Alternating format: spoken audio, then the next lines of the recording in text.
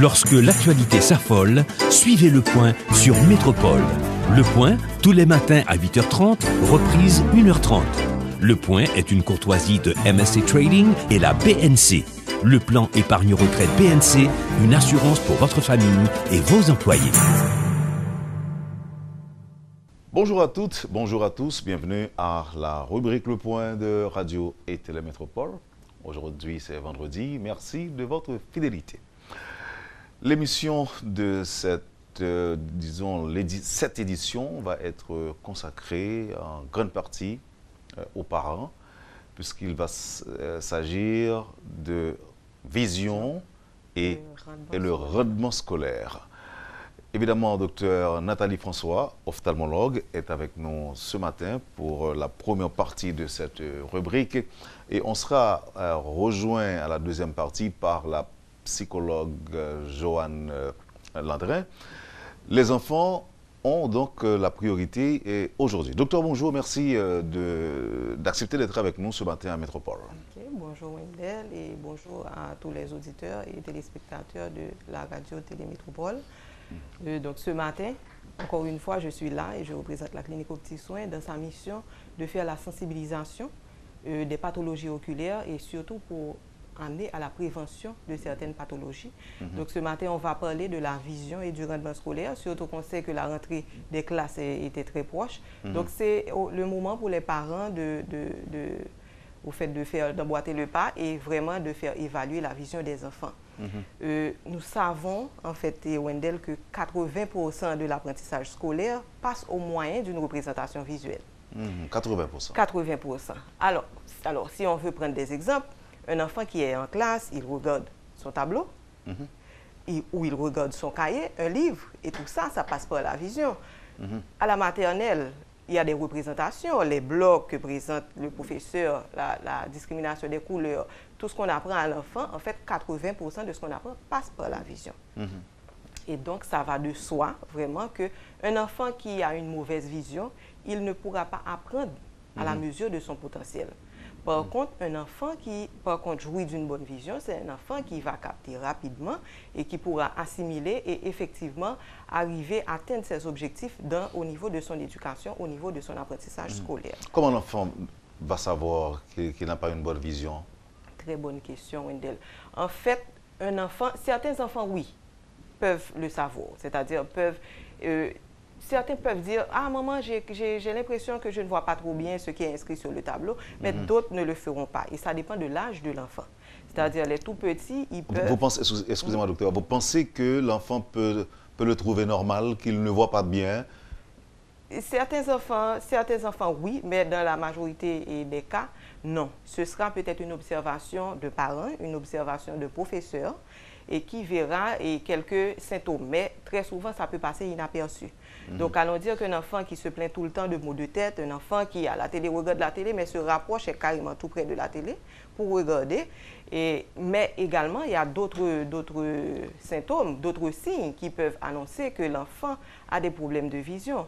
Allons dire qu'un enfant qui ne s'intéresse pas à l'école ou alors qui a de bonnes aptitudes, mais qui n'arrive pas à avoir un bon rendement scolaire, tout ça, ce sont des signes qui peuvent dire qu'il y a probablement un problème de la vision.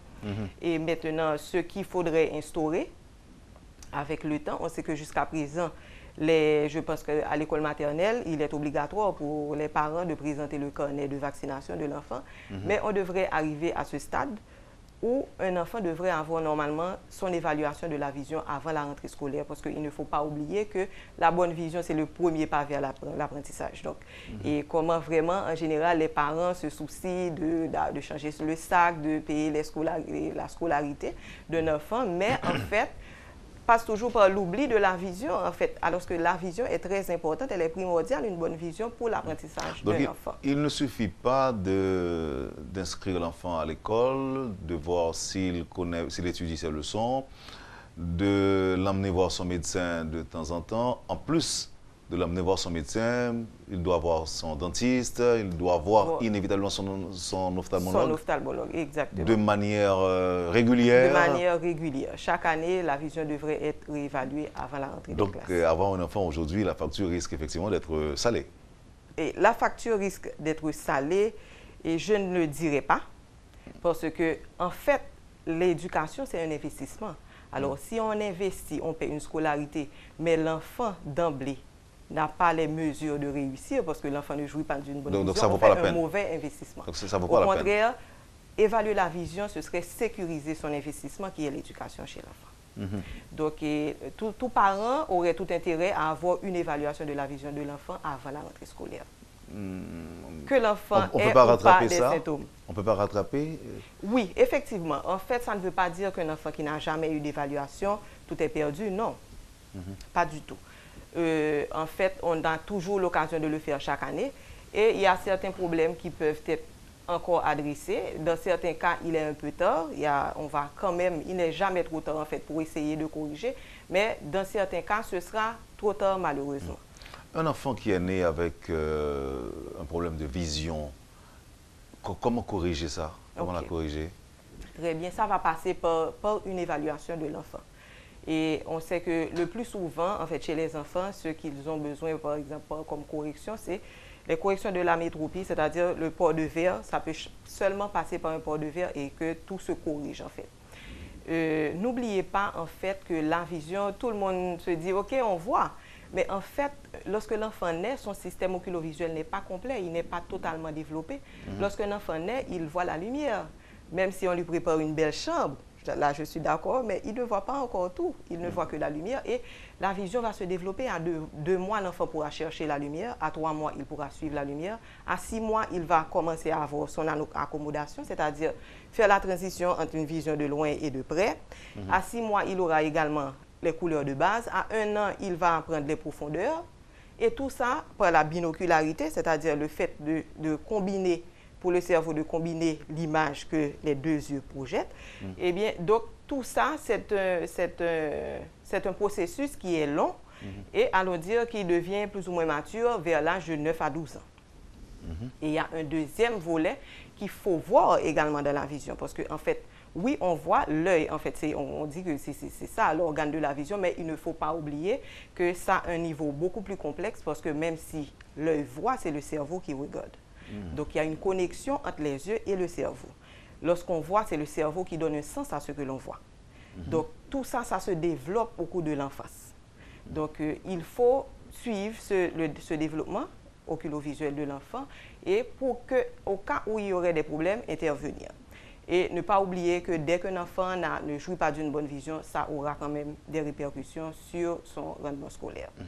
L'enfant a des troubles visuels, il ne peut pas apprendre à l'école, il le trouve peut-être normal. Le parent, le père ou la mère, comment vont-ils se rendre compte de ce problème? Parce qu'ils n'accompagnent pas, le père ou la mère ne va pas à l'école avec l'enfant.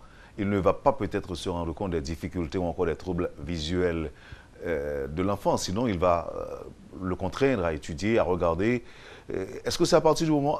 Est-ce que ne pas voir ce qui est écrit correctement au tableau, alors qu'on peut voir facilement dans un livre, est-ce que ça veut dire qu'on a des problèmes, on a des troubles visuels? Alors, à ce moment-là, que doit faire le parent? Comment doit-il réagir?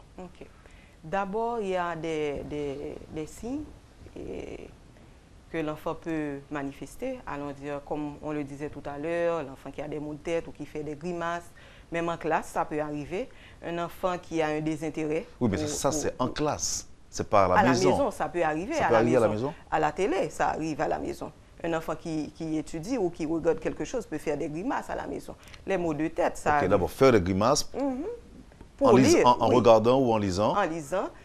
C'est juste pour faire une accommodation et pour lire, c'est parce que l'enfant ne voit pas bien. Ou un enfant qui fait un exercice à la maison, on peut se rendre compte que l'enfant doit toujours mettre le doigt pour suivre la ligne et continuer la lecture. Donc, il y a vraiment des tas de signes qui peuvent apparaître chez cet enfant. C'est un enfant qui peut avoir un larmoiement, les yeux qui coulent constamment après avoir fait un effort visuel. Ou, en fait, ça peut même se manifester juste par un désintérêt. Et en fait, il y a une autre caractéristique qu'il faudrait voir, c'est une caractéristique d'une bonne vision, ce que c'est en fait. On ne va pas réduire la vision seulement à pouvoir lire de loin ou de près non plus. Parce que pour avoir une bonne vision, il faut d'abord pouvoir lire de loin et de près. Il faut pouvoir discriminer les couleurs. Donc, n'oubliez pas que très souvent, ça arrive à l'école, qu'on demande à l'enfant d'identifier l'image qui est verte et de laisser cette image qui est rouge. Et dans certains cas, si l'enfant a un problème de discrimination des couleurs, ça peut arriver que l'enfant échoue un exercice sans savoir en fait que la base du problème, c'était la vision. Il y a également tout le champ visuel à être examiné. Donc, il y a également pouvoir faire la discrimination, sortir de loin et de près. Tout ça, c'est à être suivi. Et tout ça, ça passe au cours d'un examen pour un enfant, pour être sûr que tout va bien. Et il y a la notion de binocularité également. Parce qu'un enfant peut être en salle de classe, on se rend compte qu'il voit tout ce qui est sur le tableau, mais ça arrive très souvent que c'est d'un œil qu'il voit. Oh. Et ce qui va arriver par la suite, n'oublie pas qu'on avait dit que en fait, la vision, il y a une connexion entre l'œil et les yeux et le cerveau. Donc, un moment, docteur. Je dois comprendre que ça peut arriver qu'un enfant n'a eu aucun problème et ne voit que dans un œil. Exactement. Il peut être né ainsi? Oui, oui, oui. Et est-ce qu'on peut rétablir la vue? Souvent, ça arrive qu'un enfant ait un œil qui soit très myope ou très hypermétrope et qui ait besoin d'une correction. Maintenant, le danger, lorsque ça arrive, c'est qu'il y a un œil qui voit clair et l'autre qui voit flou. Maintenant, il ne faut pas oublier que, en fait, voir, c'est la lumière, c'est tout objet autour de nous qui émet une lumière. Cet objet émet une lumière qui traverse l'œil, arrive sur la rétine envoie cette image au niveau du cerveau. Mais on a deux yeux. Donc, on va recevoir deux images. Ces images seront superposées. Maintenant, une fois arrivé au cerveau, si le cerveau reçoit une image claire et une image floue, au fil du temps, le cerveau est assez intelligent pour choisir l'image qui est claire. Et à ce moment, il peut décider de travailler seulement avec l'œil qui voit clair. À ce moment, ce qui va arriver, il va supprimer l'image qui est floue. Et du coup, l'œil va perdre sa connexion avec le cerveau. Et arrivé à un certain moment, c'est un enfant qui peut, au fil du temps, présenter un œil qui dévie, ce qu'on appelle un œil louche. Au fait, c'est parce que l'œil, il n'a pas besoin de travailler puisqu'il ne travaille pas pour le cerveau. Le cerveau ne capte pas son image. Donc, ce sont des problèmes, c'est-à-dire qu'un enfant peut avoir, mais qui peuvent passer inaperçus. Donc, l'évaluation, elle doit être régulière. Et ce n'est pas nécessaire d'attendre que l'enfant ait des symptômes pour qu'il ait son évaluation. Est-ce que le réflexe existe chez les parents haïtiens aujourd'hui? Il n'existe pas seulement en Haïti. Pas seulement en Haïti, mais bon, dès qu'il ne s'agit pas d'une obligation, ça passe très souvent à l'oubli. Okay? Ça passe très souvent à l'oubli. C'est pour ça, nous, à la Petits Soins, très souvent, on essaie de faire des formations, même dans les écoles, également pour les parents, très souvent à la radio, pour que les parents soient au courant, pour qu'ils sachent que c'est nécessaire. Parce que très souvent, si le parent ne sait pas, il ne le fait pas. Ce n'est pas parce qu'il ne voudrait pas. C'est parce qu'il n'est pas bien informé. Donc, oui, il est obligatoire. Il faudrait que les enseignants également le sachent. Les directeurs le sachent. En moyenne, combien de parents consultent un ophtalmologue pour son enfant? Allons dire les chiffres de façon générale, de façon mondiale, seraient moins de 25%. Moins de 25%. Donc, pour nous, chez nous, ça devrait être moins de 10%. Ça devrait être moins de 10%. Alors, dire que ceux qui présentent déjà des symptômes. Alors, comment créer... Oh, OK. Maintenant, comment créer cet intérêt? Est-ce que vous pensez que la sensibilisation à la radio, l'éducation, est-ce que vous pensez que ça va suffire pour inciter les parents à emmener leurs enfants et voir un ophtalmologue? Je pense que oui, ça peut se faire, mais on peut avoir d'autres actions qui peuvent donner des résultats beaucoup plus rapides. Mais oui, la sensibilisation, oui, ça sert. Oui, parce que lorsqu'un parent le fait parce qu'il en est informé, c'est encore mieux. On ne le force pas à le faire. Le parent peut être au courant. Mais les écoles également peuvent aider, les pédiatres également. Il ne faut pas oublier que les pédiatres ils sont le premier garant de l'enfant, c'est-à-dire les parents font confiance à leur pédiatre. Et je pense que si le pédiatre prend l'habitude d'avoir une évaluation complète de son enfant et d'envoyer cet enfant chez son ophtalmologue pour qu'il ait une évaluation également, ça aussi, ça peut servir. Les directeurs d'école également peuvent prêter attention à ça, parce que des fois, on réprimande un enfant qui ne donne pas un bon rendement scolaire, mais c'est parce qu'il a en fait un problème de vision. Et ça, c'est injuste, voir que plusieurs enfants, plusieurs élèves se trouvent dans la même classe. Par contre, ils ne sont pas sur la même longueur d'onde, ils n'ont pas les mêmes chances de réussite. Et juste parce que l'enfant ne jouit pas d'une bonne vision, ça, c'est un peu injuste. Donc, il faudrait penser à ça et faire l'évaluation. Alors, je vous ai posé la question à savoir combien de parents ont le réflexe d'emmener leurs enfants voir un oculiste. Maintenant, toujours en termes de chiffres ou de statistiques, sur 10 enfants accueillis chez vous, reçus chez vous, il serait combien à avoir des troubles visuels? Des troubles visuels sur 10 enfants, allons dire, on irait jusqu'à 7. 7 sur 10. 7 sur 10? Oui, et ce n'est pas alarmant, à mon avis, parce que ceux qui arrivent sont le plus souvent ceux qui ont des symptômes. OK. Donc, je ne peux pas me baser sur ces évaluations pour donner une idée de combien d'enfants auraient des problèmes de vision. Parce que ce n'est pas la population générale que je reçois surtout la population d'enfants ayant déjà un problème, des symptômes. Est-ce que, docteur, est-ce qu'il y a des causes fondamentales, des causes profondes, si vous le préférez, liées à ce problème? Et quand vous dites à ce problème, au problème de vision chez l'enfant? De troubles visuels chez l'enfant, oui. Par exemple, l'alimentation avant la naissance ou encore après la naissance, le comportement des parents. Est-ce qu'il y a des recherches qui ont été effectuées et qui permettraient de découvrir les causes de ces troubles chez l'enfant? OK. D'une manière générale, ce sont des erreurs de réfraction. Quand on parle des erreurs de réfraction, c'est surtout lié à la longueur de l'œil, un œil qui est soit trop court ou, je ne vais pas dire trop court, ou qui est plus court que le standard ou alors plus long. C'est ce qui va donner les myopes et les hypermétropes en général. Donc ça suit un développement. Et cependant, il y a d'autres causes, c'est-à-dire il y a des causes qui d'emblée doivent amener les parents en consultation avec leurs enfants en ophtalmologie. Allons dire qu'une mère qui aurait eu des infections au cours de la grossesse, certaines infections peuvent engendrer des troubles de la vision dès la naissance. Okay? Donc, c'est là, le gynécologue, lorsqu'il fait le test, on sait qu'une mère qui avait déjà une sérologie de toxoplasmose positive au cours de la grossesse a des risques d'avoir un enfant qui a des conséquences au niveau de la vision. Okay? Il y a différents types d'infections au cours de la grossesse. Un enfant ayant une malnutrition et qui a des carences en vitamine A aura des troubles de la vision, aura des conséquences qui peuvent être très graves sur la vision de l'enfant. L'enfant peut même avoir une fonte de la cornée, donc ce qui peut être très grave. Donc en présence de ces antécédents-là, d'emblée, la personne doit avoir une consultation. Des parents qui porteraient des verres, c'est-à-dire que l'enfant est déjà à risque parce qu'on va voir autour d'une même population, il y a une population qui a tendance à avoir des yeux plus courts. Donc, il y a une caractéristique familiale dans le port de verre. Vous allez voir que chez les myopes, il y a beaucoup de membres de la famille à être myope ou à être astigmate. Donc, d'emblée, il faudrait que l'enfant ait une consultation.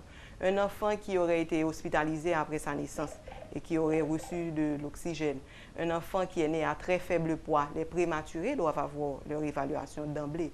Un enfant qui a l'anémie falciforme devrait avoir son évaluation parce qu'il pourrait avoir des complications. Donc, il y a toute une série d'antécédents qui, chez un enfant, devraient spontanément l'emmener en consultation, voir un ophtalmologue pour avoir des dépistages de certaines pathologies qu'il pourrait présenter et qui pourraient affecter la vision de l'enfant. Donc, éviter d'avoir recours aux différentes méthodes empiriques. Si l'enfant présente des symptômes de troubles visuels, le meilleur réflexe, c'est de l'emmener voir un ophtalmologue ou un oculiste, on peut dire ainsi? Oui, l'oculiste ou l'ophtalmologue, c'est la même chose. Oui.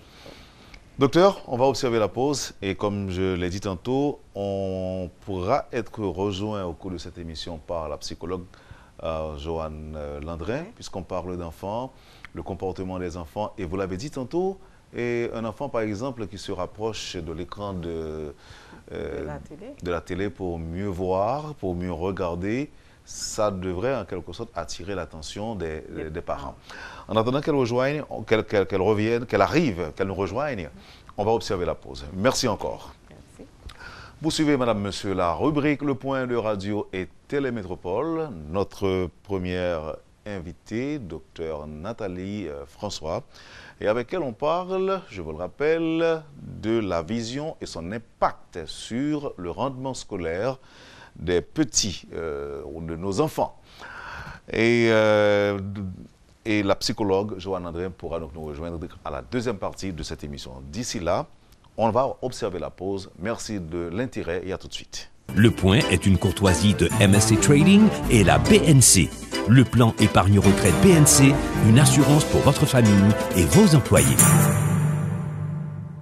Merci, madame, monsieur, de votre patience et de l'intérêt. Comme annoncé, la psychologue Joanne André nous a rejoint et on l'accueille avec plaisir, docteur. Oui, bonjour, merci, merci de l'accueil. Bonjour Wendell. Bonjour, bonjour docteur, bonjour madame Landrin, Joanne Landrin. Et la vision et la relation avec la psychologie. Bon, on enchaîne comme ça. Tout à l'heure, j'ai entendu que le docteur parlait de la quantité. Je pense 7 ou 8 sur 10 enfants qui souvent seraient... Alors, elle parlait des enfants qu'elle reçoit. Qu'elle reçoit en clinique. En clinique, étant donné que, bon, ce qui traduit déjà des problèmes dont souffraient ces enfants, apparemment. Voilà, donc là, ça me met la puce à l'oreille parce que aussi, moi, je parle de l'impact de l'écran. Alors, c'est ce que je voulais introduire sur la psychologie, c'est-à-dire comment l'enfant réagit en salle de classe par rapport à la quantité de temps passé devant l'écran. Et je pense aussi que le docteur peut avoir encore plus de patients parce que l'écran, apparemment, c'est 6,5 heures par jour que les enfants de nos jours, en 2018, passent devant l'écran, que ce soit l'écran de téléphone, la télé, les iPads, les ordinateurs. Donc, ces enfants-là sont constamment, tout au long d'une journée, devant l'écran. Et je pense que le docteur pourrait aussi donner son opinion que ça peut avoir un impact direct sur la vision, surtout au niveau du développement de l'enfant. Donc, la petite enfance, et dès 2 ans, 3 ans, l'enfant qui est exposé à l'écran trop tôt. Donc, je pense que ça peut avoir un impact, non? Effectivement, et c'est un sujet qu'on a déjà élaboré, en fait, avec certains parents qui étaient inquiets par rapport à l'utilisation de tablettes, même au sein de l'école. Eh bien, oui, ça peut entraîner beaucoup de fatigue visuelle. Et peut-être que nous allons beaucoup plus élaborer et parler de la lumière bleue. Et c'est quoi la lumière bleue? Au fait, la lumière bleue, c'est en fait une lumière dans le spectre de lumière visible que nous retrouvons au niveau des écrans. Que ce soit une tablette, que ce soit la télé, l'ordinateur, ils ont tous la lumière bleue. Et cette lumière bleue, en fait, il ne faut pas diaboliser cette lumière bleue, elle se trouve également au niveau du soleil. Le soleil en a beaucoup plus. Et c'est cette lumière bleue qui nous permet de rester éveillés le jour. Lorsqu'on a le soleil, eh bien, ce qui arrive également, ces écrans qui émettent la lumière bleue, lorsque ces écrans sont utilisés très tard le soir, peuvent entraîner un trouble du rythme du sommeil aussi chez l'enfant. Parce que l'enfant, au moment de dormir, à ce moment, il est exposé à la lumière bleue, il n'a plus envie de dormir.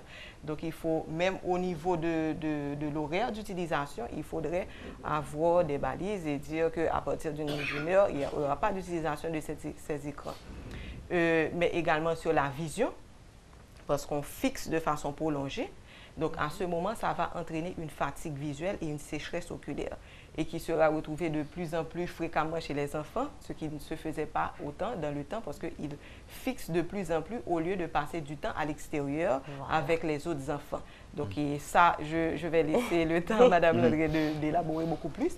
Et je sais que déjà que ça aura un impact sur le comportement de l'enfant. Le comportement, et socialement, ça aura un impact sur l'enfant parce qu'il ne va pas s'ouvrir. Alors, c'est ce que j'allais demander à Mme Joanne Landrin. Un enfant qui, malgré lui, n'arrive pas à donner des résultats à l'école, finalement, on va peut-être le considérer plus tard comme un cancre, comme un petit crétin en classe qui ne va pas réussir. Alors que la bonne volonté était là chez l'enfant, mais il n'a pas pu atteindre ses objectifs. 15, 20 ans, 25 ans, 30 ans plus tard, cet enfant-là aura un comportement, enfin, aura quel comportement? Là, nous sommes sur le plan psychologique.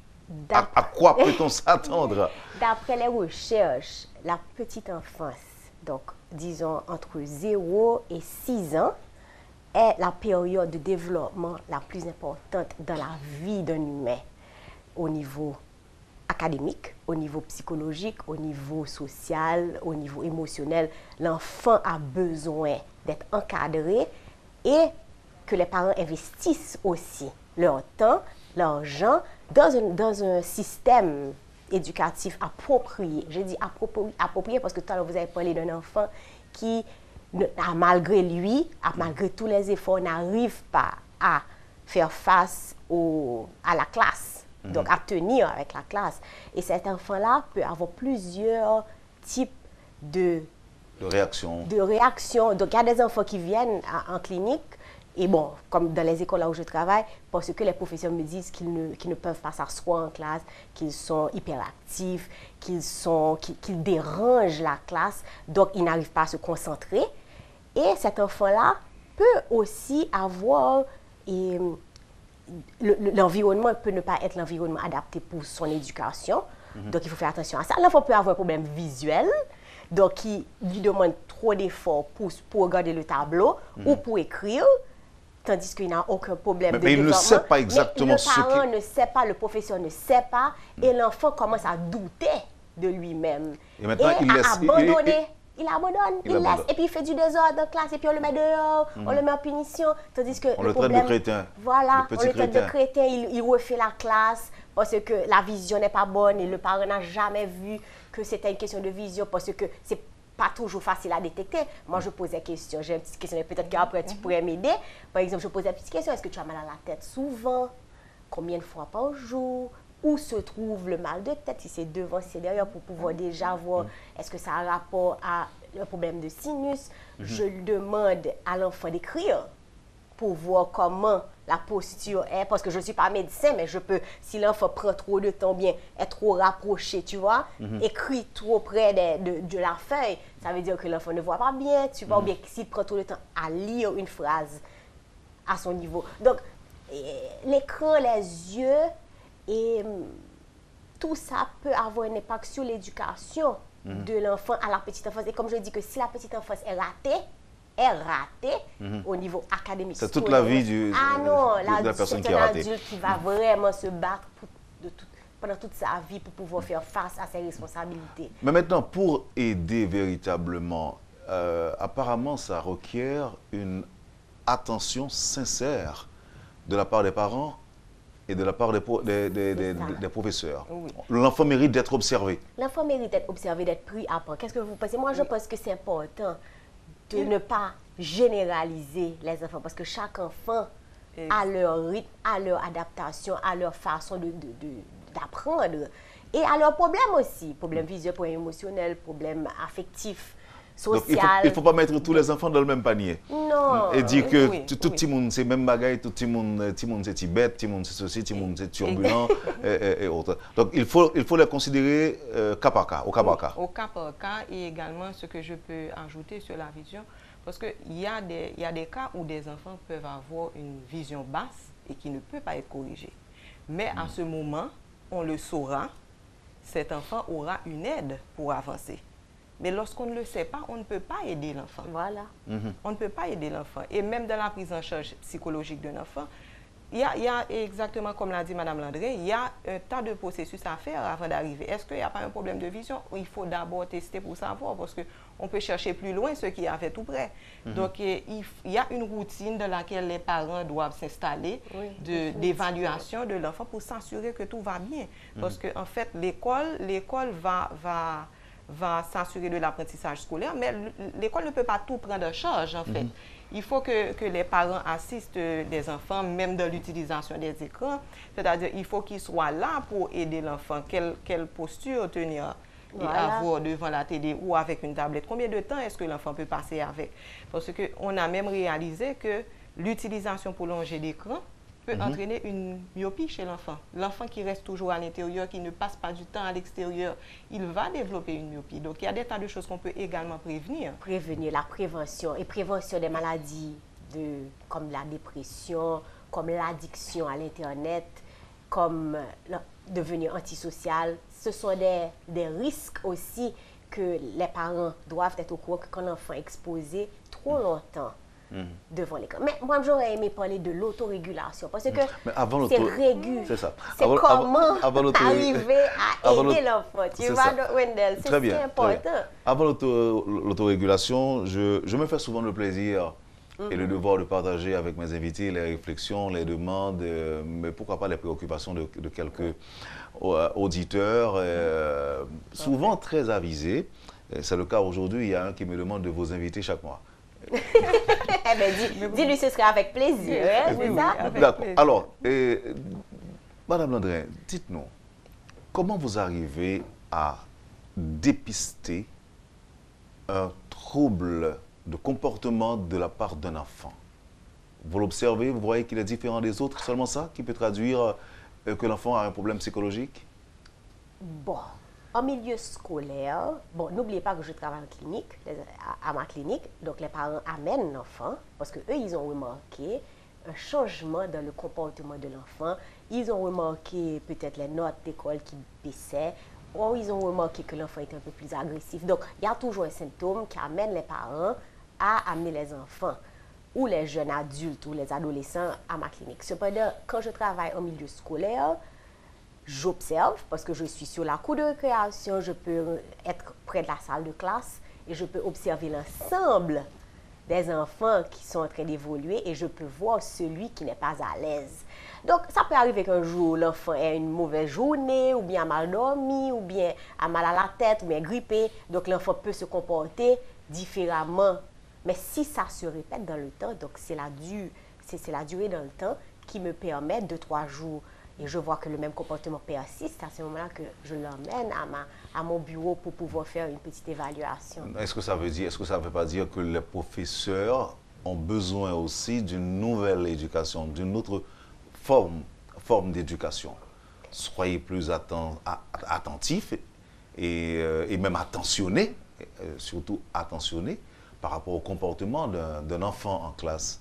Bon, c'est bien, ce serait bien, mais on ne peut pas tout demander au professeur, parce que le professeur a déjà peut-être une vingtaine d'élèves, 25 élèves en classe. Non, mais si l'enfant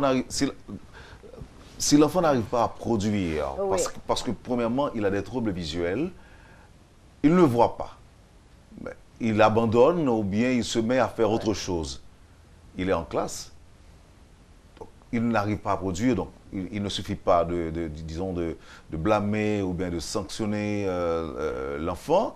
Est-ce qu'il ne faudrait pas chercher à savoir qu'est-ce qui ne va pas chez l'enfant au lieu de vous contenter à lui donner des notes ou encore à le blâmer? Ou alors il y a des professeurs qui harcèlent les enfants, qui disent des mots aux enfants, qui donnent des épithètes aux enfants. Tu es sourd, tu es sotte, tu ne peux pas apprendre, tu es tout dur, etc. Mais à ce moment-là, c'est pour ça que je dis qu'il faut l'équipe. L'équipe scolaire, le psychologue scolaire, la directrice d'école, d'autres enseignants et pédagogues qui devraient, alors le professeur devrait signaler qu'il y a un enfant que malgré tout ce qu'elle a eu à faire ou il a eu à faire, l'enfant n'arrive pas à tenir le rythme de la classe ou un comportement en dehors du comportement normal. Donc il faut en parler parce que le temps passe. Donc, un mauvais comportement d'un enfant en classe ne va pas être perceptible un jour. Non, c'est ce que j'ai dit. Si ça se répète dans le temps, il faut signaler. Parce que ça dépasse les capacités du professeur à ce moment-là. Parce que, tu vois, c'est peut-être plus à son niveau. Mais on doit l'avouer. En fait, il y a plusieurs écoles où jusqu'à présent, ça se fait. Ceux qui réussissent mieux, on les met au devant de la classe et ceux qui n'arrivent pas à rejoindre le train de fonctionnement de la classe, on les met en arrière. Donc, on sait que c'est difficile, on sait qu'il y a beaucoup à changer aussi dans le système, parce que avoir un professeur qui a une classe de 50 élèves, c'est difficile, comment pouvoir suivre les 50 élèves à la fois, et également, il faut une formation continue des professeurs. C'est-à-dire que c'est une formation continue. Oui. Le professeur doit avoir une vue sur la psychologie, il doit avoir une vue sur la santé globale de l'enfant, mais pas seulement sur les matières académiques et de l'enfant. Parce que le comportement d'un enfant, un enfant qui n'est pas à l'aise à l'école, carrément, il n'est pas là pour l'apprentissage.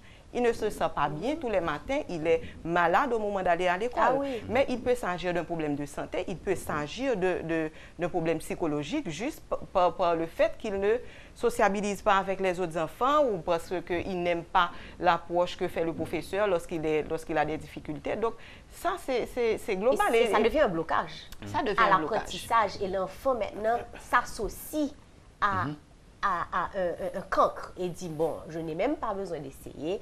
J'ai essayé, je n'arrive pas. On m'appelle un cancre, je suis un cancre, donc ma vie est foutue, donc je n'ai même pas besoin de faire l'effort. Donc l'enfant perd confiance en lui et n'arrive pas à progresser à ce moment-là. Donc, par exemple, il y a un petit garçon qui est venu me dire, mais tu sais, j'ai refait la classe en première année. Je dis, mais qu'est-ce qui t'arrive?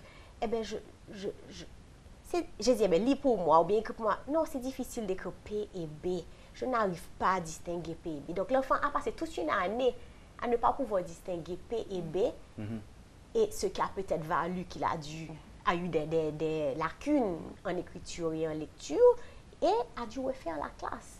Tandis que c'est un problème de dyslexie. Il confondait, oui, c'est ça. Qu'il confondait, donc il abandonnait et puis il doutait de lui et puis toutes les autres matières, il n'a pas fait l'effort. Et puis les parents, donc l'enfant refait l'année pour que aujourd'hui ce sera le problème de dyslexie qu'il doit corriger avant de continuer. Il y a un auditeur qui vous demande de lui dire à votre avis quelle devrait être la taille moyenne en termes d'effectifs d'une salle de classe aujourd'hui dans la petite enfance.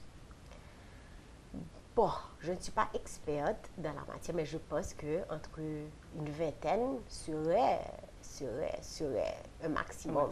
Je pense, je ne sais pas ce que tu penses, docteur. Une vingtaine serait le maximum parce que un enfant qui a, en petite enfance, un enfant qui est en maternelle, qui a moins de 6 ans, n'a pas une vision qui est complète, donc il ne peut pas être exposé à un tableau qui est situé à 6 mètres, c'est sûr qu'il ne verra pas.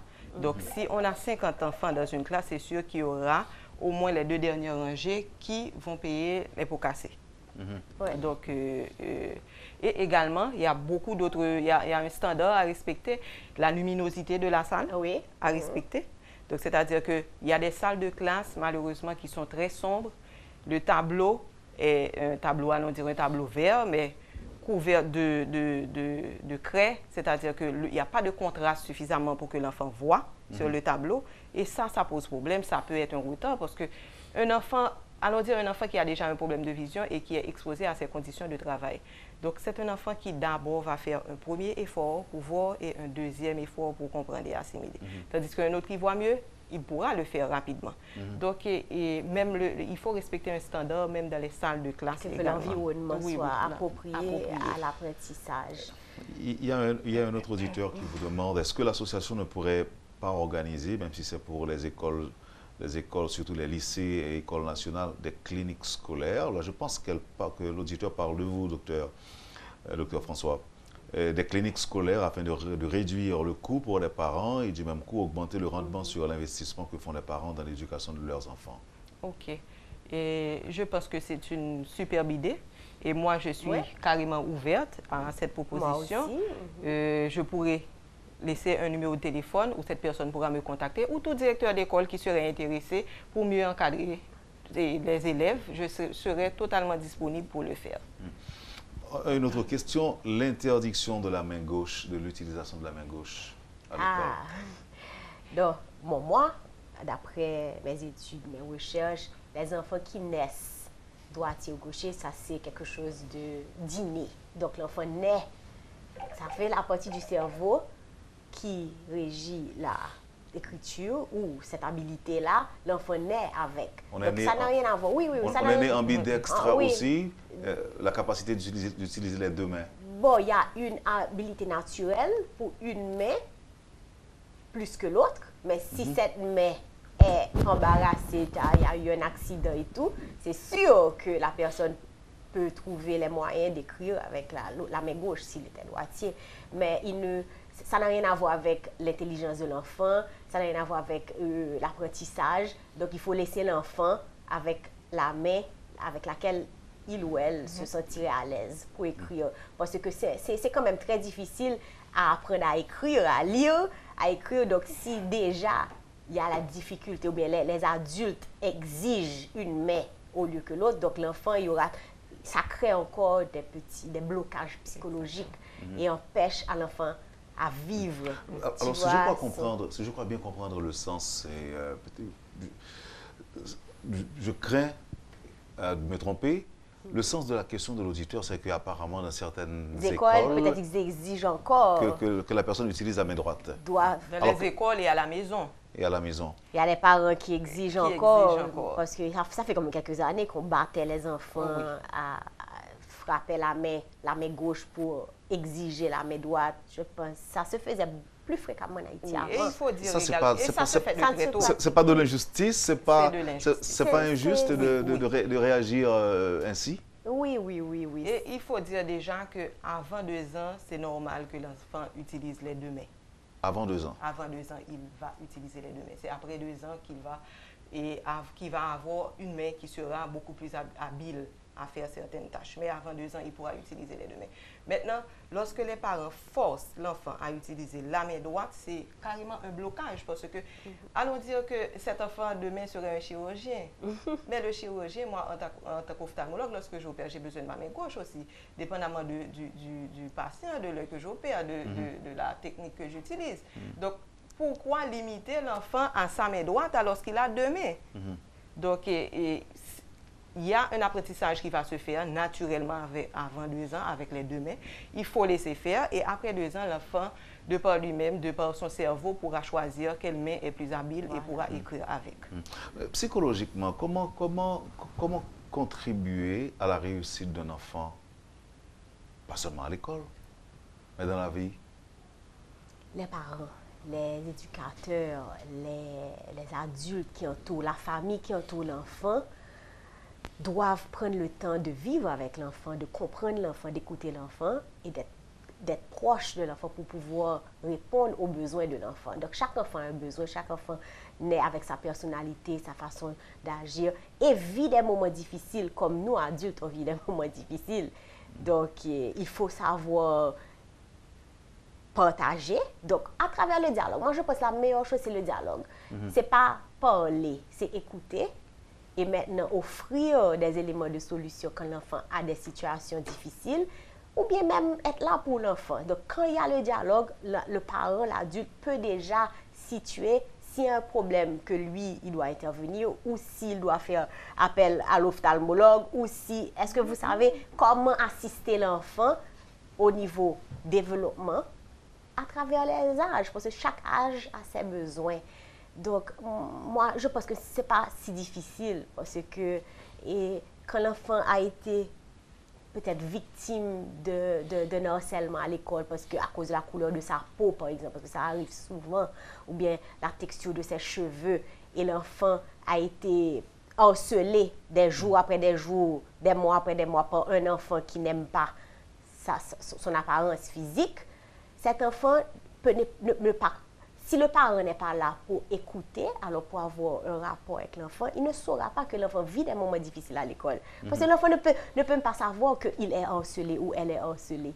Parce que c'est peut-être dans sa petite tête que l'enfant m'embête, l'enfant me taquine. Mais la taquinerie qui dépasse un niveau devient du harcèlement. Et le harcèlement a un impact sur le développement de la personnalité, sur l'image de soi, sur l'estime de soi, et maintenant la confiance que la personne a en soi en grandissant pour faire face à la vie. Donc, c'est en communiquant, en dialoguant que le parent peut voir, le professeur peut voir qu'il y a une difficulté et qu'il faut intervenir, ou qu'il faut aider l'enfant à intervenir elle-même ou lui-même face à ça. Donc, c'est le dialogue, moi, je pense. C'est votre point de vue aussi, docteur? Oui, effectivement, et c'est mon point de vue. Et également, le travail avec les professeurs que vous encouragez. Que les parents et les professeurs doivent être proches. Exactement, être proches.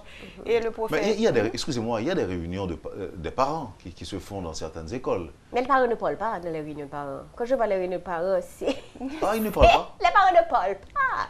Les professeurs, les directeurs communiquent le programme scolaire, les activités scolaires pendant l'année, l'horaire, etc. Et puis les parents juste écoutent. C'est-à-dire ils n'ont pas... Je pense qu'en plus du bulletin, des observations écrites dans les bulletins, certains parents devraient savoir exactement comment se comportent leurs enfants en classe. Ils ont peut-être, dans les 1 à 1, peut-être que le dialogue est plus ouvert, mais quand il y a les réunions de parents... Oui, oui. Donc les parents ne parlent pas. Les parents ont plutôt tendance à écouter. C'est peut-être culturel. Hein?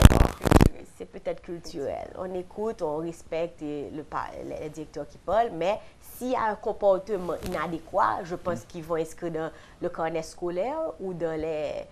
Tu vois, un dialogue qui existe, et puis maintenant, le parent vient parler. Mais il faut que les écoles aient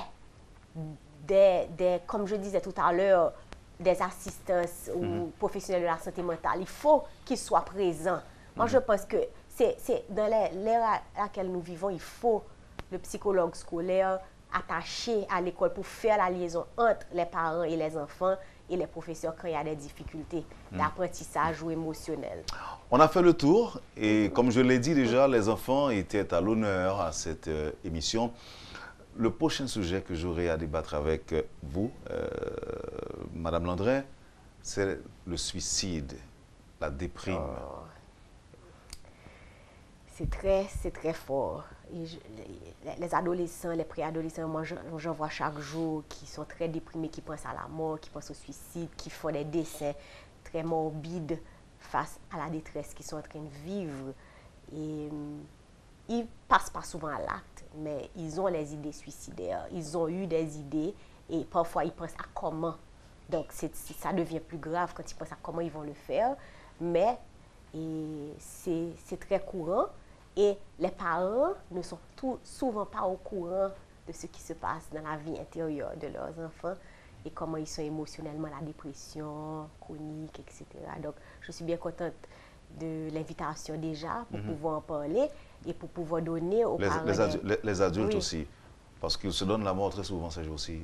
Oui, la déprime, déprime c'est normal. C'est tout le monde qui vit des déprimes, parce que les déprimes sont suite à des événements inattendus. Il y a un décès dans la famille, perte de travail. Et les dettes aussi, quand ça s'accumule. Quand ça s'accumule. Bon, il y a des déprimes, mais les déprimes, c'est le cerveau qui réagit face à la situation. Mais normalement, le cerveau peut remonter la pente tout seul aussi. Et donc, c'est quand ça ne peut pas se remonter tout seul que la personne est dans le noir et que c'est une maladie et que tout seul, il ne peut pas sortir de cette situation-là. Donc, déprime et dépression, deux choses différentes et il ne faut pas les mélanger. Et je serai très heureuse de pouvoir partager. Ce sera le sujet de la prochaine invitation. Mais je profite aussi pour dire que bientôt, avec Focal, en association avec Focal et Union School, j'ai un projet de faire passer un film pour les parents et les enfants sur l'impact de la technologie dans la vie scolaire de l'enfant, dans la vie sociale de l'enfant, de la vie familiale de l'enfant, afin d'établir un dialogue. Donc, j'ai ce film, j'ai pu acheter les droits d'exploitation. Et bientôt, en octobre, Focal, et nous allons présenter des séances pour les parents, pour les éducateurs, pour les enfants. Au contraire, si les enfants pourraient venir avec les parents, parce que c'est un film très intéressant, très interactif. C'est comme un documentaire film qui se passe dans un milieu d'école pour que l'enfant puisse se retrouver et maintenant comprendre. Parce que parfois, c'est tellement intéressant d'être sur les réseaux sociaux et les jeux vidéo que l'enfant ne connaît pas l'impact que ça a sur son corps, sur sa vie. Donc, nous, adultes, nous avons le devoir de les informer, de les armer aussi pour pouvoir s'auto-réguler, comme j'ai dit tout à l'heure, et pouvoir vivre mieux parce qu'ils ne savent pas. Et ils ont besoin de discipline, ils ont besoin de nous pour leur dire, écoute, voilà l'impact que ça a sur toi.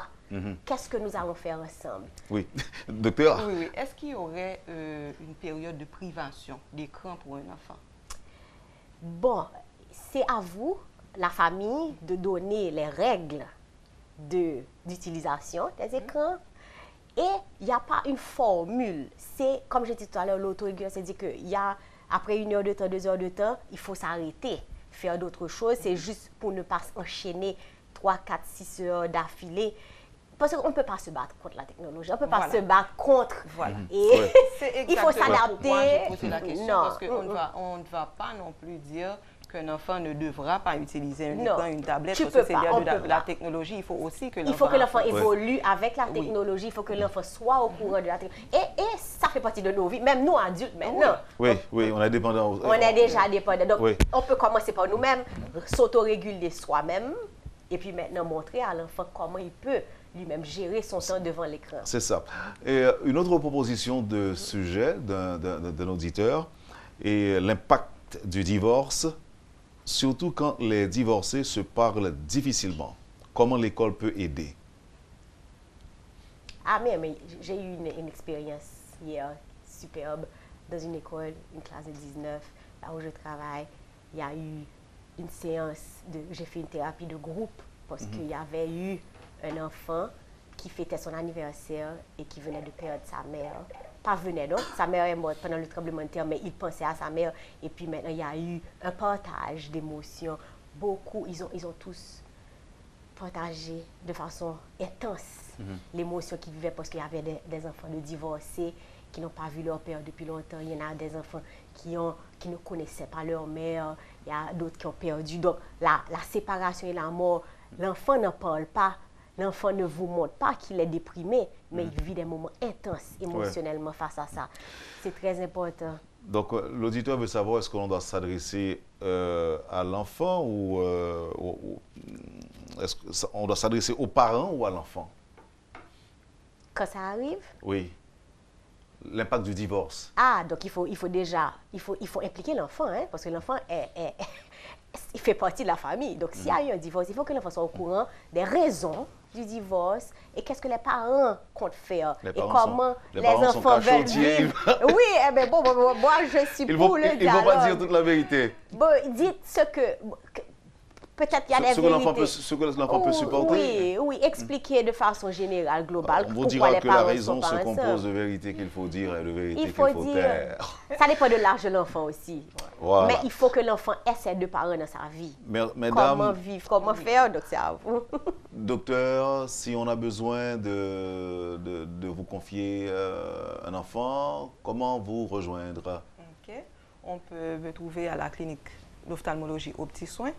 Et c'est au numéro 61 de la rue Fernand, au Canapé Vert. Le téléphone, c'est le 43 02 27 27. Je répète encore le numéro, c'est le 43 02 27 27. N'hésitez pas, on est là pour vous. Si on observe un drôle de comportement chez son enfant, on a besoin d'un psychologue ou d'une psychologue, on fait quoi? Bon, vous pouvez toujours me contacter. Je suis au numéro 19 de la rue Moïse, à Pétionville, la clinique, mais aussi par téléphone au 34 02 38 33. Donc, WhatsApp, et je pourrais faire une petite prenez soin de vos enfants et nous sommes cher là pour public eux. de Métropole. Merci encore. J'espère qu'on a été utile ce matin. Bon, on espère. On espère. Merci encore. Merci beaucoup, Madame Landré. Merci, Madame Dr François. Merci et passez une bonne journée et surtout un bon week-end avec Métropole. Merci, Ondel. Merci aux auditeurs et aux téléspectateurs. Merci, téléspectateurs. Bonne journée, bon week-end aussi. Vous avez suivi, Madame, Monsieur, la rubrique Le Point de Radio et Télémétropole. Merci de l'intérêt, merci surtout de l'accueil. Passez une excellente journée, surtout un bon week-end avec Métropole et à bientôt. Lorsque l'actualité s'affole, suivez Le Point sur Métropole. Le Point, tous les matins à 8h30, reprise 1h30. Le Point est une courtoisie de MSC Trading et la BNC. Le plan épargne retraite BNC, une assurance pour votre famille et vos employés.